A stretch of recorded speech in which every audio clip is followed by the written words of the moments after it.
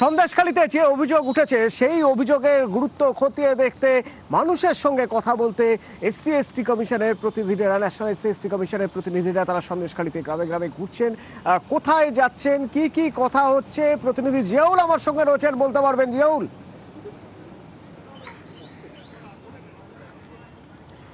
দেখো, এই মুহূর্তে অর্থাৎ সন্দেশখালী যে মূল দ্বীপে বারবার অশান্ত হয়েছে, মহিলা নির্যাতন হয়েছে, যে ধরনের অভিযোগ বারবার উঠে আসছিল তা মূলত খতিয়ে দেখতেই একেবারে ন্যাশনাল কমিশন সিকিউরিটির schedule caste chairman Amit Haldar তার নেতৃত্বে 10 জনের প্রতিনিধি দল এই মুহূর্তে এই যে সন্দেশখালীর যে দ্বীপ এলাকা রয়েছে সেখানে বিভিন্ন সময় বারবার উঠে আসছিল শিবু হাজরা, উত্তম সর্দার, শেখ শাহজাহান মহিলাদেরকে নির্যাতন করেছে, সেই ধরনের অভিযোগগুলোই খতিয়ে দেখতে এই মুহূর্তে লস্করপাড়া, পাত্রপাড়া সহ সন্দেশখালী যে দ্বীপ এলাকা রয়েছে সেখানে তারা ঘুরছেন, এলাকার মানুষের সঙ্গে কথা বলছেন এবং যারা গত দুদিন আগেও হুমকি দিয়েছে বলে যে সেই অভিযোগগুলো কিন্তু এই অরুণ হালদার বাবুর সঙ্গে করছেন।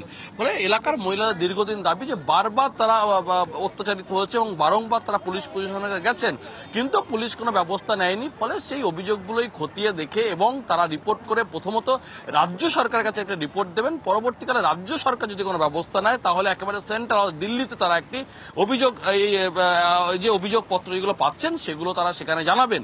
অর্থাৎ যেভাবে একে রাজ্যের মুখ্যমন্ত্রী, সেই মুখ্যমন্ত্রী, মহিলা মুখ্যমন্ত্রী, তার এলাকায় কিভাবে একটি এই মহিলাদের উপর নির্যাতন হয়েছে, পুলিশ কেন ব্যবস্থা নেয়নি, এই ধরনের অভিযোগ তারা করছেন।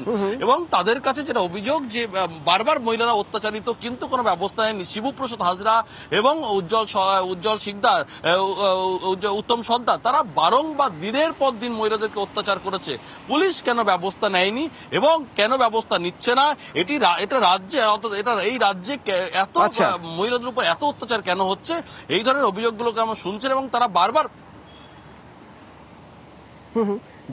জিয়াউল সঙ্গে থাকো।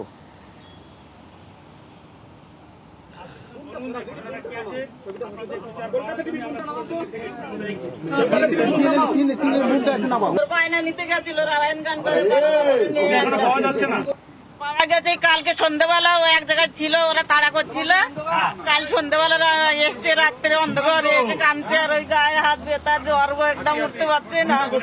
मेरे से वो बात करेगी, हम आपके लिए आए, पूरा देश आपके साथ में।